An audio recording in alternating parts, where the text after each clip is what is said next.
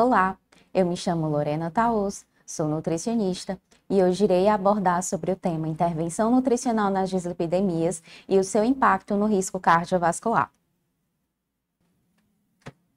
Para quem não me conhece, eu me chamo Lorena, sou nutricionista, preceptora e tutora da residência em diabetes e também faço doutorado aqui no Programa de Ciências Médicas da Universidade Federal do Ceará. E hoje a gente vai falar um pouco sobre intervenção nutricional nas dislipidemias e o seu impacto no risco cardiovascular. Essa é a nossa agenda.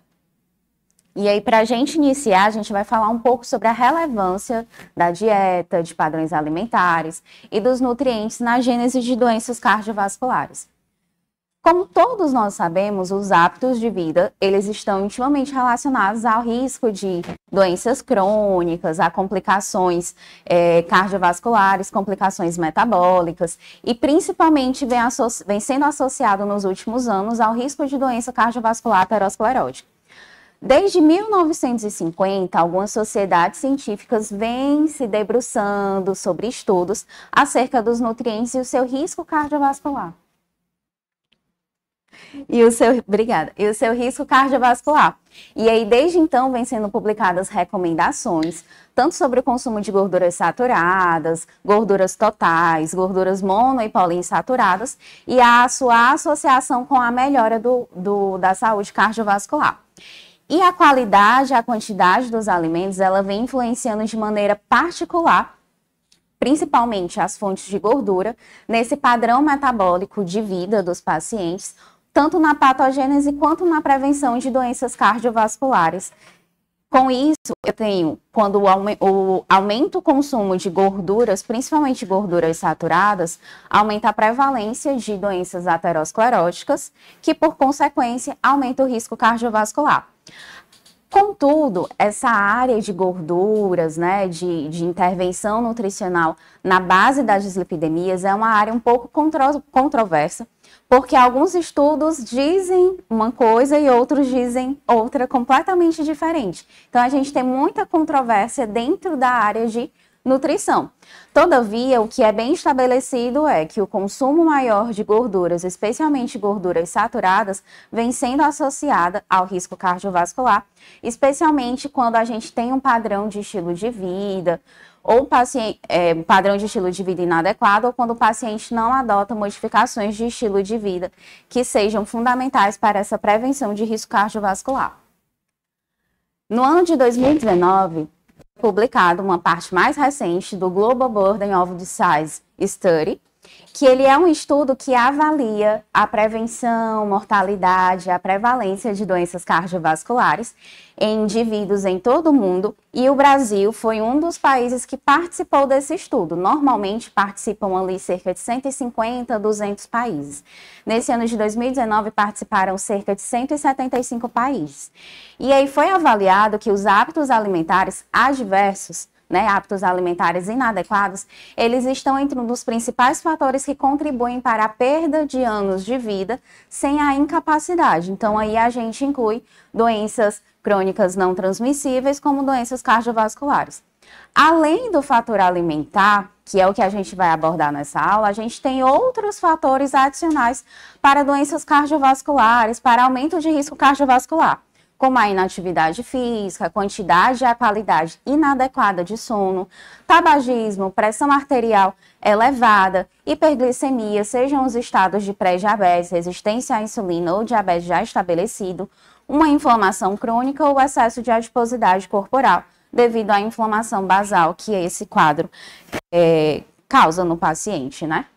Além disso, eu não posso desconsiderar determinantes sociais de saúde que também vão atingir de maneira direta a saúde do meu paciente. Por quê? Isso vai influenciar na estabilidade econômica desse paciente, onde ele não vai conseguir ter acesso a alimentos de qualidade, a qualidade da educação, quando o paciente não tem uma boa escolaridade, esse paciente também não vai ter tanto acesso a uma alimentação de qualidade também, acesso a alimentos nutritivos por questões de renda, por questões de acesso social em si, e ambientes seguros para a realização de exercício. Então, eu trouxe esses fatores porque isso cabe muito dentro da nossa realidade dentro do SUS. Os pacientes frequentemente nos relatam que não têm acesso a alimentos naturais porque eles são mais caros, não conseguem realizar exercício físico porque o ambiente onde eles moram é rodeado de facções, é um ambiente inseguro, então esse paciente dificilmente consegue ter uma mudança de estilo de vida adequada, não porque ele não quer, mas porque ele não tem acesso de maneira efetiva. E aí o padrão alimentar saudável, ele vai impactar de maneira benéfica a saúde do paciente e melhorar os níveis de lipoproteínas aterogênicas. Porque quando eu penso em um padrão alimentar saudável, eu preciso trabalhar com aspectos de quê? Eu tenho que dar alimentos de qualidade para esse paciente, eu preciso garantir com que esse paciente tenha um acesso, eu preciso orientar sobre as escolhas alimentares desse paciente, eu preciso orientar sobre as substituições, sobre o modo de preparo, sobre a seleção desses alimentos. Então, tudo isso faz parte do acompanhamento nutricional para que esse paciente tenha uma qualidade de vida melhor e a gente consiga reduzir fatores de risco cardiovascular. Um padrão alimentar saudável, como eu estava comentando com vocês, eu tenho essa combinação de alimentos, nutrientes, o ambiente, compostos bioativos, então eu não posso considerar um alimento isoladamente. Eu preciso considerar um todo. Existe um contexto alimentar, onde eu não isolo o nutriente. Eu preciso observar o padrão alimentar como um todo. E aqui eu trago essa imagem sobre componentes alimentares que nós devemos enfatizar e aqueles que nós devemos limitar. E aí nós temos aqui em cima exemplos de padrão alimentar que são associados a uma melhor qualidade de saúde cardiovascular, como a dieta mediterrânea, a dieta DASH, a dieta vegetariana vegana, porque esses padrões alimentares incluem o maior consumo de gorduras poliinsaturadas e monoinsaturadas, o maior consumo de fibras, o maior consumo de grãos, de alimentos que sejam baseados em vegetais. Então, eu tenho uma alimentação de alta qualidade.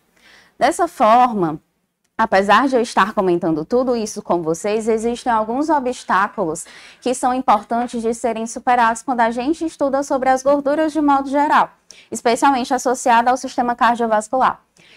Eu não posso abranger completamente um conceito alimentar trabalhando apenas com efeito direto do alimento. Ou seja, a gordura saturada ela é ruim. Mas quando eu considero que o paciente está consumindo gordura saturada em um padrão alimentar que é muito mais saudável, talvez esse consumo de gordura saturada não seja tão prejudicial para esse paciente. E eu posso pensar além, eu preciso trabalhar com substituições ao invés de efeito direto do alimento.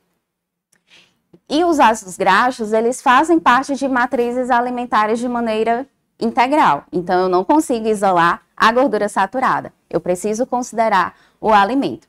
E o mesmo ácido graxo, como eu venho comentando com vocês, em padrões alimentares diferentes, eles podem exercer efeitos diversos. E a depender também do modo de preparo de um alimento, a quantidade de ácidos graxos, a quantidade de gordura total desse alimento, ela pode variar em até 200 vezes. Por exemplo, o modo de preparo de um peixe, eu vario a quantidade de gordura contida nesse alimento. Então, orientar sobre o modo de preparo também vai ser algo importante. E os ácidos graxos que vêm da dieta, aquilo que a gente consome de gorduras via alimentar, faz parte, compõe membranas plasmáticas e, a depender do padrão que eu estou consumindo de gorduras, isso vai alterar a rigidez ou fluidez dessa membrana plasmática, remodelando a disponibilidade de mediadores lipídicos, como leucotrienos, redirecionando uma resposta celular diferente. Por exemplo, eu posso acabar causando inflamação, a depender do tipo de gordura que eu estou consumindo. A gordura eu posso tanto produzir via endógena, ali pelo fígado, como pela via alimentar. A maior parte da gordura que a gente encontra circulando no nosso corpo vem da via alimentar.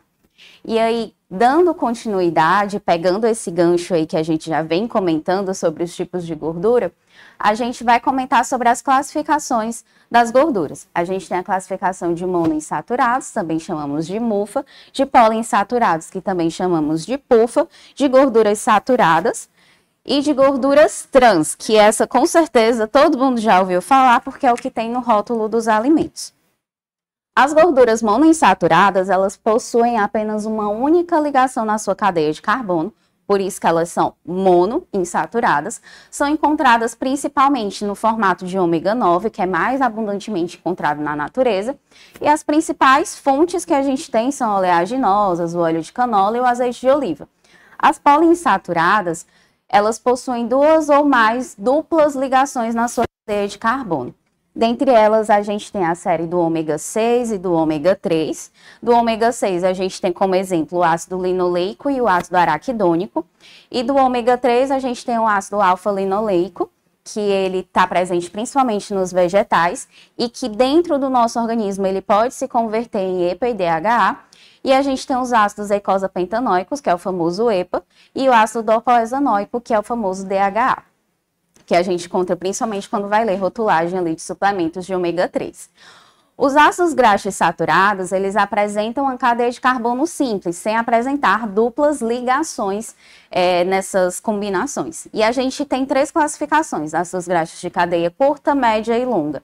Os ácidos graxos de cadeia curta, eles podem ser produzidos dentro do nosso corpo, ali no intestino, pelas bactérias presentes ali na nossa microbiota. Os ácidos graxos de cadeia média, a gente tem como exemplo capróico, caprílico e cáprico. E de cadeia longa, o láurico, mirístico, palmítico e esteárico.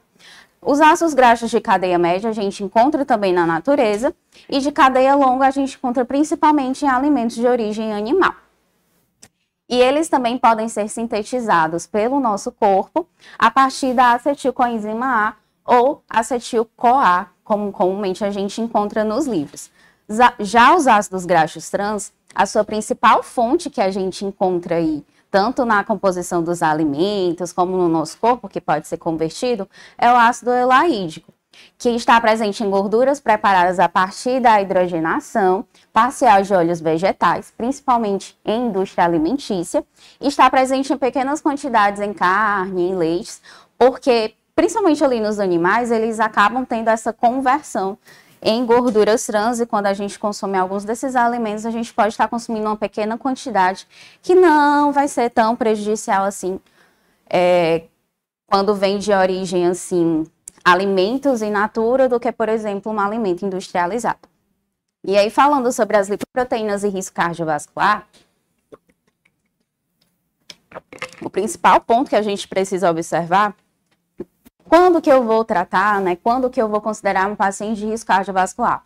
Paciente que apresenta um baixo HDL colesterol, um paciente que tem uma elevação de LDL colesterol, ou de um LDL pequeno e denso, um LDL que está ali associado à lipoproteína A ou Azinho, que a gente vai chamar de LPAzinho, um colesterol não HDL mais alto, presença de lipoproteínas remanescentes ricas em triglicerídeos e que estão em alta quantidade no nosso sangue, pacientes que apresentam resistência à insulina grave, aumento de coagulabilidade ou viscosidade, que vai causar disfunção endotelial, isquemia tecidual e quilomicronemia nos pacientes. Embora a dieta ela tenha um papel importante, ela é adjuvante no tratamento, mas quando associada a uma medicação assertiva, com tratamento medicamentoso assertivo, a gente tende a ter resultados melhores para o paciente do que quando a gente trabalha com terapias únicas. E aí, falando agora mais sobre as intervenções nutricionais direcionadas, e aí a gente vai falar um pouquinho sobre cada classificação das dislipidemias. Então, aqui eu trouxe três classificações, que eu estou estratificando um pouco mais aquilo que o Marcos Paulo trouxe na aula anterior. E aí a gente vai estratificar nas dislipidemias que causam níveis elevados de LDL colesterol, nas dislipidemias que causam níveis elevados de triglicerídeos e em dislipidemias combinadas. As que causam LDL colesterol mais elevado, a gente tem a hipercol familiar, e a gente tem a hipercolesterolemia poligênica. E aqui a gente tem a descrição, que eu não vou me deter sobre isso, porque já foi explicado. Dislipidemias que têm níveis elevados de triglicerídeos. A gente tem a síndrome da quilomicronemia familiar e a gente tem a hipertrigliceridemia multifatorial, ou a SQM, que é a síndrome da quilomicronemia multifatorial. Já de dislipidemia combinada, o que a gente tem de mais importante é a disbeta-lipoproteinemia e a dislipidemia mista, ou a hiperlipidemia combinada familiar. Direcionando agora para as intervenções, onde eu tenho alterações de colesterol, principalmente. O principal objetivo da minha terapia nutricional vai ser minimizar fatores dietéticos que vão aumentar o colesterol total, aumentar a ingestão de componentes dietéticos que reduzem o colesterol, ter um padrão alimentar mais saudável. Então a gente vai focar em ácidos graxos saturados, ácidos graxos trans, colesterol dietético e excesso de adiposidade corporal. Os ácidos graxos saturados e os insaturados vão ser aspectos importantes que a gente vai trabalhar em pacientes que têm um LDL mais elevado ou um colesterol total mais elevado, porque ele vai ser elevado às custas de LDL. Os ácidos graxos, a maioria dos estudos já bem estabeleceram isso, apesar de termos alguns profissionais que tratam a gordura saturada como se ela não causasse risco cardiovascular. Estudos experimentais, ensaios clínicos randomizados, meta-análises já estabeleceram isso. Isso é algo visto desde muito tempo atrás. Então, as gorduras saturadas, apesar de terem ações biológicas que são importantes e que são gorduras que são produzidas pelo nosso corpo, quando o paciente ele apresenta risco cardiovascular, especialmente risco cardiovascular elevado, eu preciso reduzir o consumo dessa gordura saturada, porque vai aumentar LDL, colesterol, e por consequência vai aumentar colesterol total e colesterol não HDL. Então, eu preciso trabalhar inicialmente para uma população geral, uma redução ali, uma população saudável, uma concentração de gordura saturada na alimentação menor do que 10%, e quando o paciente apresenta risco cardiovascular, estratificação de risco cardiovascular alto, muito alto, eu preciso trabalhar ali com uma recomendação menor do que 7%. É interessante que eu faça a substituição de gorduras saturadas por poliinsaturadas e também monoinsaturadas, mas principalmente poliinsaturadas, porque os estudos mostram, evidências científicas mostram que eu tenho uma melhora cardiovascular, mais importante, eu reduzo o risco cardiovascular, eu reduzo eventos isquêmicos, eventos cerebrovasculares. E é interessante também que eu inclua carboidratos complexos como grãos integrais, porque isso vai está associado à redução de risco cardiovascular. E aqui eu trago um recorte de um artigo que é uma meta-análise que avaliou a troca de 5% da energia de gorduras saturadas por ácidos graxos poli, mono e carboidratos complexos. E aqui a gente pode ver que quando eu troco 5% por poliinsaturados, eu reduzo ali cerca de 10 miligramas de LDL colesterol, 11 miligramas de não HDL colesterol e reduzo cerca de 5 miligramas de ApoB. Quando eu troco por mufas, eu tenho uma redução um pouco menor de 8 miligramas, do não HDL de 8,5 miligramas e de ApoB de 4 miligramas. Quando eu acrescento carboidratos complexos, é uma redução mais discreta, que é de 6,5, de 6 e de 2. Mas se eu associar esses dois alimentos na alimentação, então eu posso ter uma melhora cardiovascular, melhora de exames laboratoriais importantes. E aí, quando eu trabalho com os ácidos graxos saturados, é importante eu entender onde esses ácidos graxos saturados estão, os alimentos onde eles compõem, né? E aí eu tenho principalmente o ácido palmítico, o ácido mirístico e o ácido láurico. O palmítico eu encontro em carnes vermelhas e óleo de palma, o mirístico em leite integral e derivados, e coco e derivados, e o ácido láurico em coco e derivados. Aí aqui eu trouxe essa imagem para vocês verem, porque é uma coisa que é muito discutida até hoje, que é a inclusão do óleo de coco dentro das dietas, né? Porque o óleo de coco tem TCM, tarará, parará, parará.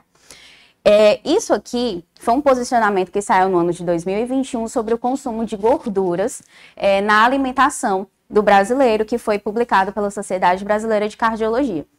E aqui, esse gráfico, ele mostra a quantidade de ácidos graxos mono, poliinsaturados, né, gorduras trans, o ALA, em alimentos. E aqui a gente pode perceber que no óleo de coco, o verdinho representa gorduras saturadas. Então, a maior quantidade de gordura presente no óleo de coco é de gorduras saturadas e a menor proporção de mono e poliinsaturados. Claro que, se eu purificar esse óleo de coco, eu consigo tirar TCM, eu consigo tirar mono e poli, mas aí já é um processo que a gente precisa fazer, a indústria precisa fazer, vai custar mais caro e a gente pode utilizar alguns tipos de dieta, que a gente vai falar mais lá na frente.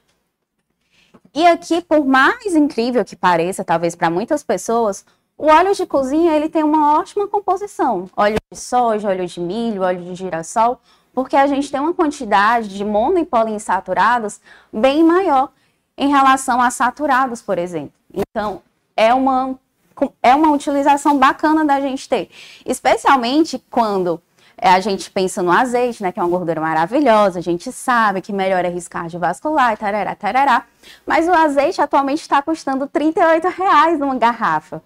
E, assim, é muito bom e tal, a gente pode pensar, mas muitas vezes, especialmente aqui no SUS, o paciente ele não consegue comprar azeite para preparar as coisas porque está muito caro.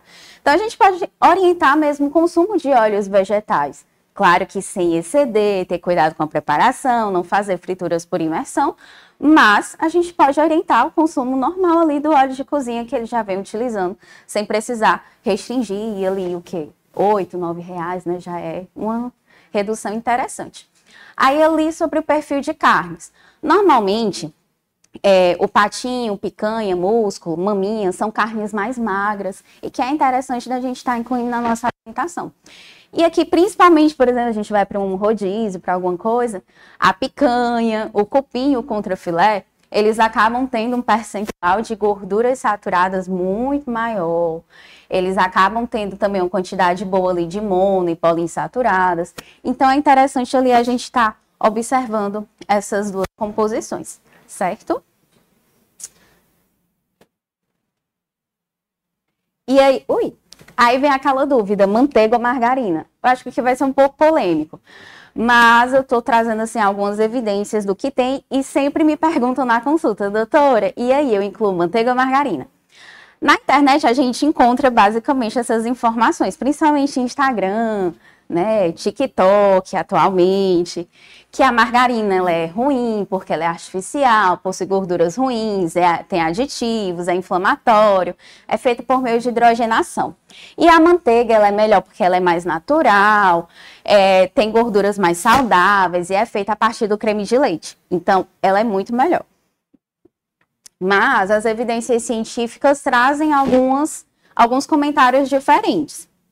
Como, por exemplo, esse estudo pegou um blend de margarina com manteiga e só a margarina e comparou sobre o teor de ácidos graxos saturados, mono e poliinsaturados. Quando a gente compara manteiga, por exemplo, produtos à base de manteiga com margarina, eu tenho maior teor de gordura saturada. Vocês conseguem perceber essa linha mais escura, preta, né? É a quantidade de gordura saturada. Então, eu tenho uma quantidade de gordura saturada muito maior do que, por exemplo, na margarina.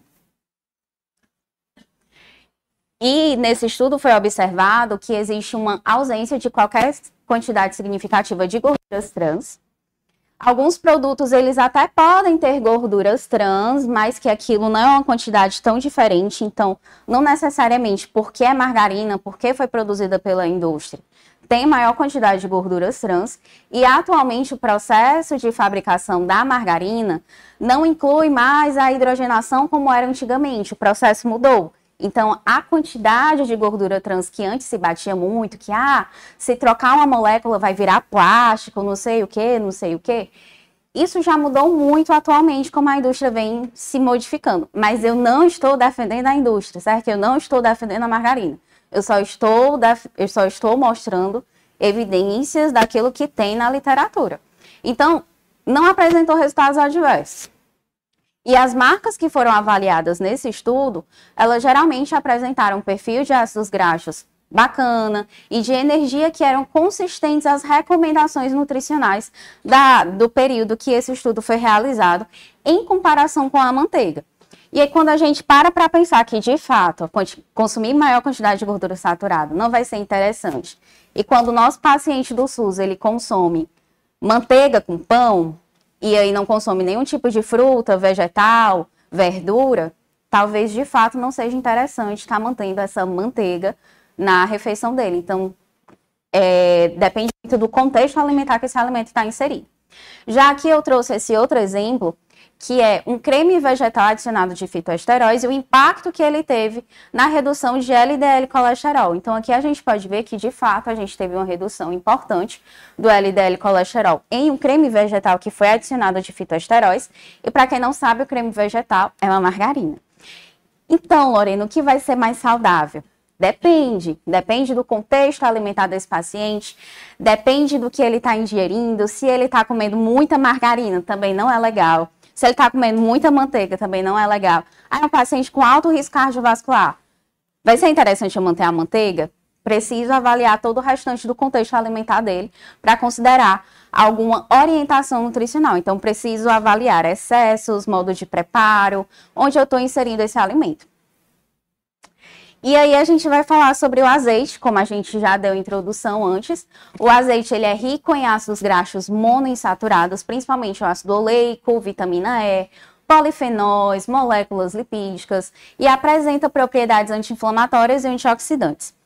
Tem como a principal fonte de gordura culinária, tempero de regiões mediterrâneas.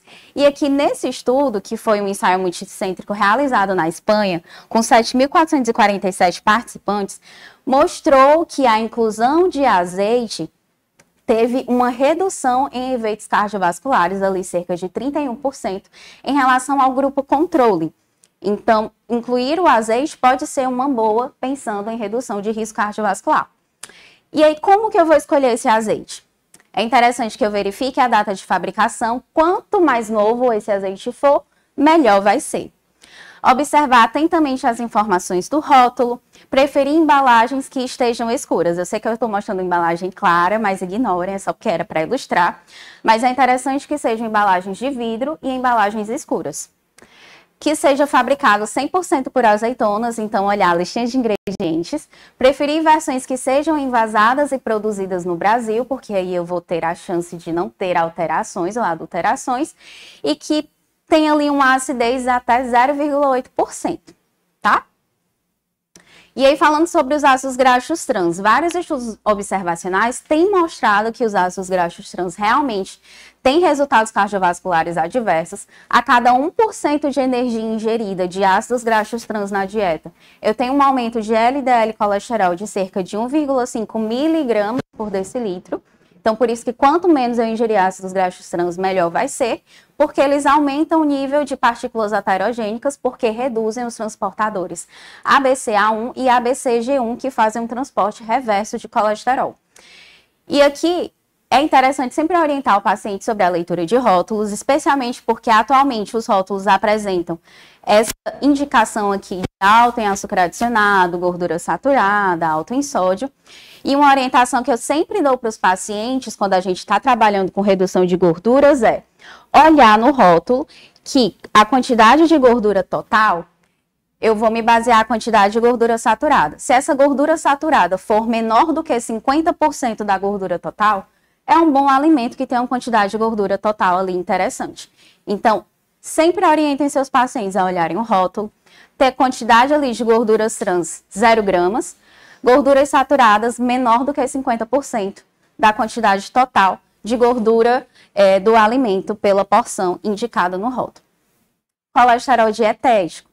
Muito se discute, muito se fala. Diversos estudos clínicos avaliam o seu efeito sobre o LDL colesterol.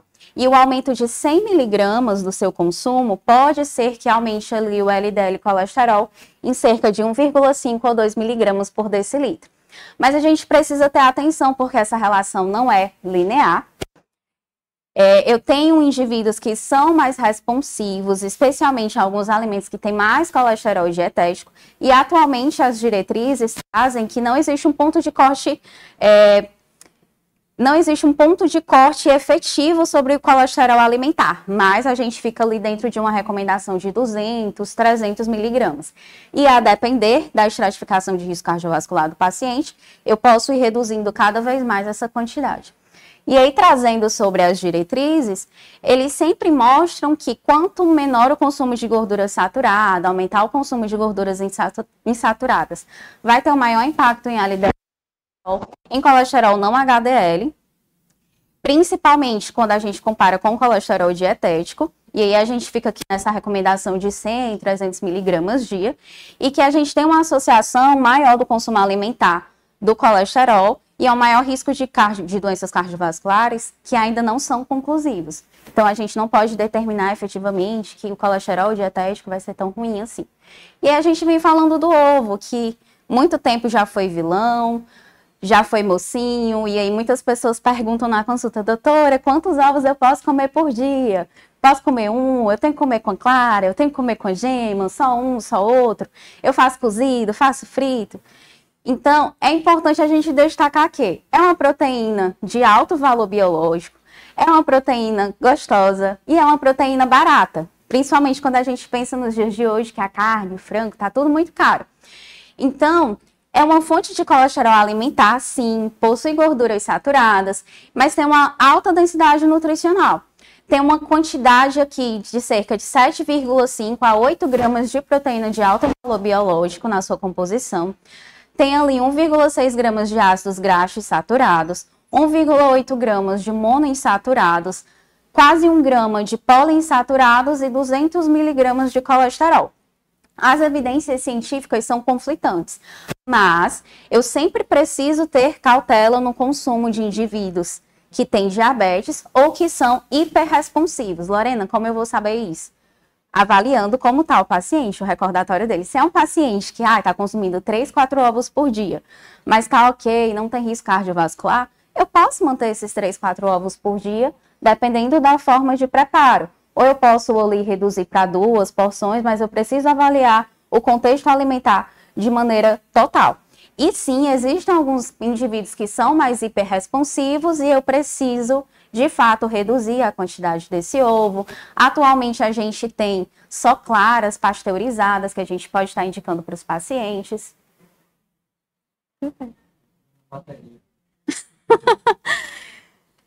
E aí, o excesso de adiposidade corporal, ele sempre deve ser visto, né, orientado para o paciente. E aí a gente tem evidências de quando a gente perde cerca ali de 2 quilos a 3 quilos, a gente tem uma melhoria ali de LDL, colesterol e de triglicerídeos, especialmente triglicerídeos, porque eles respondem rapidamente a essa alteração de composição corporal.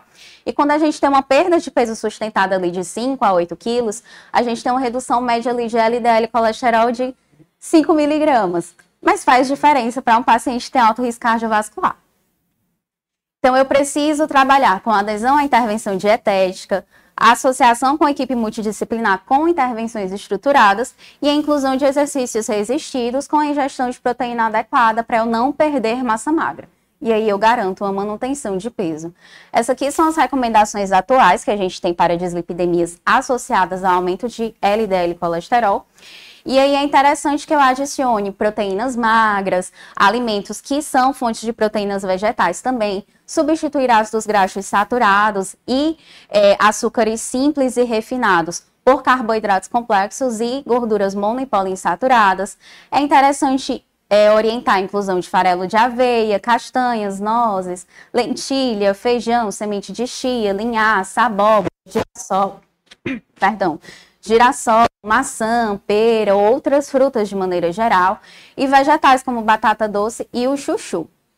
E aí, falando brevemente sobre a hipercol familiar, a gente não orienta sobre restrição de gordura total, mas a gente tenta reduzir ao máximo gorduras saturadas ali menor do que 7% da recomendação e orientar padrões alimentares ali da dieta mediterrânea, dieta DASH, dieta vegetariana. Falando rapidamente sobre as alterações de triglicerídeos. As recomendações de intervenção nutricional elas vão diferir de acordo com a gravidade e etiologia dessa hipertrigliceridemia. A intervenção nutricional ela deve ser individualizada de acordo com o quadro clínico do paciente, especialmente se esse paciente tiver tido pancreatite ou tiver algum histórico de doença cardiovascular, porque a depender do nível de triglicerídeos, esse paciente tem um maior risco cardiovascular ou um maior risco para pancreatite. E aí é extremamente interessante que a partir do momento que eu lanço uma intervenção dietética, eu monitore desde o início dessa intervenção o perfil lipídico desse paciente, para que assim eu alcance os efeitos desejados e eu consiga monitorar essa evolução clínica do paciente. Quando eu tenho pacientes que apresentam um triglicerídeo ali entre 150 e 500, eles têm um maior risco cardiovascular, especialmente alterações isquêmicas, e estão associados a fatores secundários que não estão bem controlados. E aí, quando eu reduzo ali o triglicerídeo em torno de 10 a 40%, isso pode acontecer com implementações de estilo de vida e eu tenho indivíduos que podem ser altamente responsivos e com essas intervenções alimentares eles podem reduzir até 70% do triglicerídeo total. E aí é interessante que eu restrinja bebidas açucaradas, álcool, principalmente porque esses dois alimentos se convertem mais rapidamente em gordura no fígado, aumentando VLDL e colesterol. E eu preciso evitar também carnes processadas, porque além de não ser um alimento de boa matriz alimentar, nutricional, ele tem ali muita gordura saturada, então não vai ser interessante. E eu preciso priorizar o consumo de frutas, vegetais, grãos, laticínios, com baixo teor de gordura, peixes gordurosos, carnes magras e sem gordura. Essa é a nossa principal recomendação atualmente da Sociedade Brasileira de Cardiologia e que pode variar de acordo com a gravidade e a aceitação do paciente. E aí a gente vai falar sobre os ácidos graxos ômega 3, porque eles são frequentemente discutidos para o tratamento de hipertrigliceridemia. É interessante que todos os indivíduos consumam alimentos fontes de ácidos graxos ômega 3, principalmente de via alimentar. Priorizar o consumo de peixe, frutos do mar, como salmão, linguado, atum. Os veganos que não consomem peixe, a gente pode estar orientando ali fontes vegetais que apresentam ácido graxo ômega 3 e a gente tem suplementação de ômega 3 à base de algas, então a gente consegue suprir essa necessidade do ácido graxo ômega 3 nesses pacientes. E que o consumo de EPA e DHA reduz o triglicerídeo de maneira dose dependente. À medida que eu posso aumentar a quantidade de ômega 3 consumido, eu consigo reduzir até cerca de 15% da quantidade de triglicerídeos. E aqui esse é um estudo bem conhecido, que é o do Eicosa Pentil, onde ele avaliou eventos isquêmicos, incluindo morte cardiovascular, que foi reduzido nesses pacientes que receberam Eicosa Pentil, que é um EPA mais purificado, só que a gente precisa ter atenção, e é uma coisa que foram discutidas em algumas aulas agora do CBEM por alguns profissionais que falaram sobre as dislipidemias, que o maior consumo de ômega 3, especialmente quando ele não é orientado, pode aumentar a taxa de hospitalização por fibrilação, pode aumentar a isquemia, pode aumentar sangramentos. E esse estudo mostrou que pacientes que utilizaram algumas doses do Eicosa Pentil tiveram a maior taxa de hospitalização por fibrilação atrial ou flutter no grupo que recebeu o EPA e que não apresentou diferenças no sangramento. Então, a gente precisa, de fato, considerar para qual paciente eu vou orientar o ômega 3, se de fato é interessante orientar o ômega 3, se não é melhor melhorar, se não é melhor eu orientar uma dieta com mais alimentos ricos em ômega 3 do que a suplementação. Mas os estudos apontam também que o ômega 3 ele é um bom adjuvante no tratamento de risco cardiovascular e que eu posso pensar em uma suplementação de 2 a 4 gramas por dia. Alguns estudos mostram que essa suplementação também pode aumentar discretamente a LDL colesterol e o HDL colesterol, então a gente precisa estar atento que o paciente que utilizar ômega 3, ele pode ter alterações nas outras lipoproteínas e que o consumo regular de peixes ricos em ômega 3 sempre deve ser encorajado em detrimento à suplementação. E é necessário cautela no uso dos suplementos, especialmente esses suplementos que a gente está ali na boca do caixa e o cara da farmácia fica oferecendo. Por quê? Pode ser um suplemento de baixa qualidade, que apresente contaminação por metais pesados, que possam ter sido oxidados, porque eu tenho ali uma passagem de luz solar, então posso causar oxidação dessa gordura, além de ter na sua composição ácidos graxos saturados e colesterol que barateia esse ômega 3. Então, nem todo suplemento que é barato demais, ele pode ser saudável e seguro. Então, a gente realmente precisa ser rígido nessa escolha de suplementos. E como que eu vou escolher o ômega 3? Na sua composição, é interessante ter uma vitamina antioxidante, principalmente vitamina E. Tem que ser uma embalagem opaca e escura, ou que seja fechada, pode ser de vidro, pode ser de plástico, portanto que seja escura e que não passe nenhum tipo de luz, porque isso pode causar oxidação do ômega 3. Vir na forma de triglicerídeos, porque facilita a sua absorção. Precisa ser uma cápsula oleosa ou gelatinosa.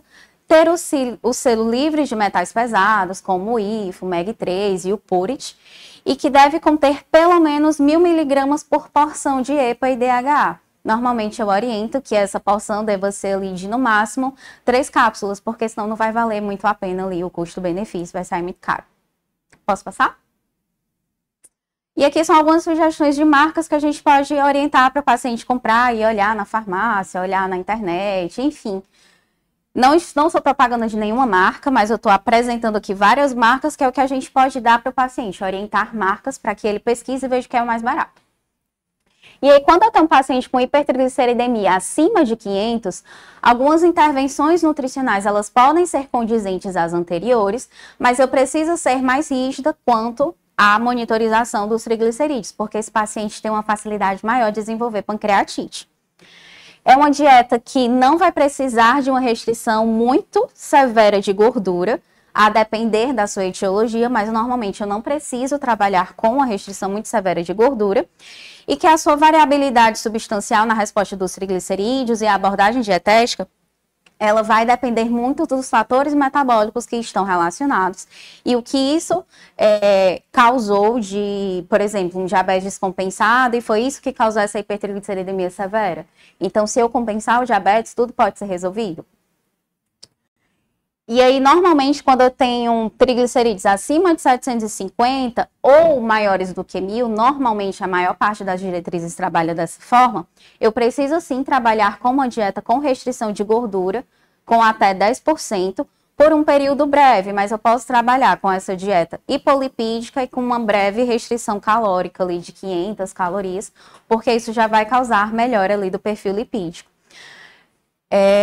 Uma dieta de manutenção ideal, ela vai depender dos distúrbios metabólicos que estão associados, e quando eu tenho triglicerídeos inferiores a 750, eu vou seguir o padrão de recomendação de distribuição de gordura.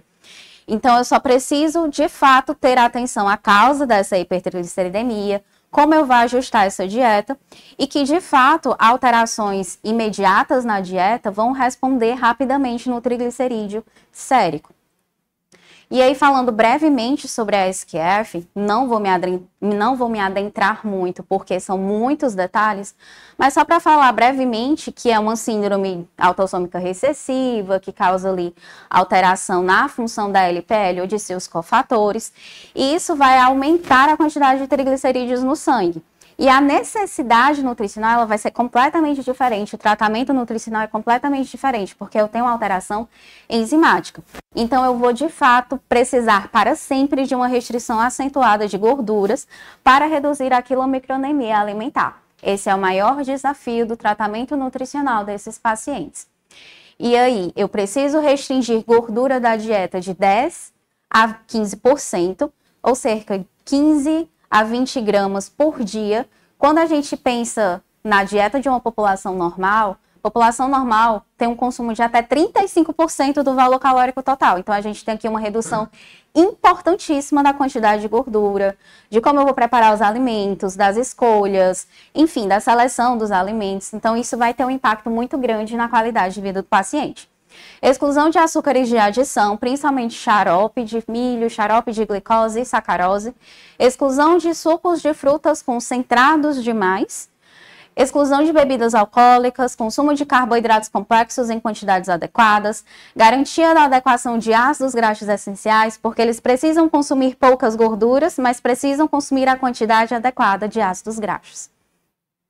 Monitoramento do consumo das vitaminas lipossolúveis, porque se eu consumo poucas gorduras, eu vou ter uma menor disponibilidade de vitaminas lipossolúveis, então preciso considerar a suplementação quando necessário. Incluir o TCM se eu quiser aumentar o aporte calórico do meu paciente, a depender da tolerância e do acesso econômico do TCM, porque é um suplemento muito, muito caro. E o ômega 3 não vai ser recomendado para o tratamento da SQF. Esse é o principal ponto que eu quero deixar para vocês, por mais que as outras recomendações não fiquem em relação à trigliceridemia. Por quê? Porque a gente viu que o ômega 3 melhora a triglicerídeos, tarará, tarará. Mas eu tenho um defeito genético, é um defeito enzimático. Então, por mais que eu dê ômega 3, que é muito bom, é uma gordura maravilhosa, eu vou aumentar a triglicerídeos, esse triglicerídeo não vai ser depurado pela enzima, e eu vou continuar tendo quilomicronemia. E eu posso causar uma pancreatite nova no meu paciente. Então, eu não posso dar ômega 3 para melhorar quilomicronemia na SQF. Por isso que eu preciso saber a etiologia, eu preciso avaliar a gravidade dessa dislipidemia, da hipertrigliceridemia do meu paciente, tá? E se está desconfiando de SQF, também não suplementem ômega 3, pelo amor de Deus. Aí aqui eu trouxe um exemplo de um cardápio que eu prescrevi para um dos pacientes que eu acompanho aqui no hospital. Aparentemente é uma dieta tranquila e tal, mas é difícil de adequar. É uma dieta que muitas vezes o paciente não adere porque não tem muito sabor, porque a gordura ela se torna mais palatável, então a gente tem que trabalhar mais com temperos e tudo mais. E orientar bastante sobre a forma de preparo. Essa dieta ela tem cerca de 1.500 calorias, uma distribuição ali de 8,4 de lipídios na composição dela, gerando ali em torno de 14 gramas. É um desafio, mas os pacientes eles ficam bem quando eles aderem bem a essa dieta, e alguns que estão ali com 2.000, eles passam ali a chegar perto de 1.000, de 800. Então, quando tem uma boa adesão dietética, é ótimo. E lembrando que um principal tratamento terapêutico na SQF é a dieta. Nenhuma medicação vai fazer efeito. Aí aqui é o algoritmo de tratamento para pacientes com triglicerídeos elevados. Eu preciso definir minhas metas de LDL colesterol, de o colesterol não HDL, reduzir causas secundárias que estejam atrapalhando aí esse tratamento. Quando o colesterol não HDL não alcança a meta e o triglicerídeo continua sendo aumentado, quando eu tenho triglicerídeos inferiores a 800 mg por decilitro, eu preciso considerar a redução do colesterol LDL, via medicação, também associando tratamento nutricional, e considerar a utilização de fibrato ou ômega 3. Quando eu tenho um triglicerídeo superior a 885, mesmo com todas as intervenções feitas anteriormente, intensificar as mudanças de estilo de vida, considerar fibrato ou ômega 3, considerar a inclusão de ácidos graxos de cadeia média, e avaliar se não tem alguma alteração genética associada a isso. Se tiver, a gente vai considerar outros tipos de tratamento intervencional. E aí, sobre as intervenções nutricionais das lipidemias combinadas, eu vou associar todas as outras orientações dadas anteriormente. E aqui eu trago esse estudo que avaliou sobre a composição de alguns padrões alimentares e o seu impacto de risco cardiovascular. Ele avaliou a dieta mediterrânea, nórdica, a dieta do portfólio, a dieta DASH, vegetariana e vegana. E todas essas dietas foram associadas à redução de risco cardiovascular, como a redução de LDL colesterol. Apresentou também redução substancial na pressão arterial, no colesterol total e no LDL colesterol, que são associados a fatores de risco cardiovascular. E esses padrões também contribuem para a redução do impacto nas escolhas alimentares e da degradação ambiental. E aqui é um resumo das recomendações desse artigo, que mostra que a redução da ingestão de gordura saturada, ele vai ter uma magnitude de efeito muito boa, ali de 2 cruzes. A substituição de ácidos graxos saturados por monoinsaturados também vai ter uma boa magnitude de efeito. E a retirada de gorduras trans, ali com redução menor do que 1%, também tem uma magnitude de efeito na redução de LDL e colesterol. Assim como a inclusão de fibras dietéticas, principalmente fibras como a beta-glucana que a gente encontra na farinha de aveia, no farelo de aveia. A gente também tem uma magnitude de efeito ali de 2 cruzes ou mais, e a inclusão de fitoesteróides, principalmente ali de 2 gramas por dia, também tem uma magnitude de efeito muito boa. De modo geral, intervenções nutricionais para a redução de LDL e colesterol. Vou pensar principalmente em redução de ácidos graxos saturados, trans e colesterol dietético, aumento de ingestão de poliinsaturados, trabalhar com redução de peso corporal, principalmente se o paciente estiver com sobrepeso ou obesidade, e avaliar excesso de adiposidade em indivíduos que aparentemente são eutróficos, porque isso vai influenciar. Aumento de proteína, especialmente proteína vegetal, aumento da ingestão de fibra solúvel ali de 5 a 10 gramas e o aumento do consumo de fitoesteróides, que pode ser por suplemento ou pode ser via alimentar. Intervenções nutricionais para a redução do triglicerídeo. Redução do consumo de açúcares simples, adicionados, amigos refinados, redução de álcool. Também vou trabalhar com redução de peso corporal, aumento de proteína, maior ingestão de DHA e fontes de ômega 3, que são ácidos graxos essenciais, e aumentar a prática de atividade física. E aí, para finalizar, as mensagens que eu deixo é: o padrão alimentar saudável, ele vai melhorar a dislipidemia do teu paciente, mesmo que ele seja adjuvante ao tratamento medicamentoso, mas é extremamente importante que esse paciente tenha adesão à mudança de estilo de vida. A combinação de intervenções nutricionais, elas podem ter efeitos aditivos na redução do LDL e colesterol, mesmo que discretos, mas tem redução e isso é importante, porque minimamente reduzir o risco cardiovascular do paciente já é muito importante. Intervenções para a elevação dos triglicerídeos, requerem individualização na base da etiologia de fatores secundários que se sobrepõem, que eles podem piorar essa trigliceridemia.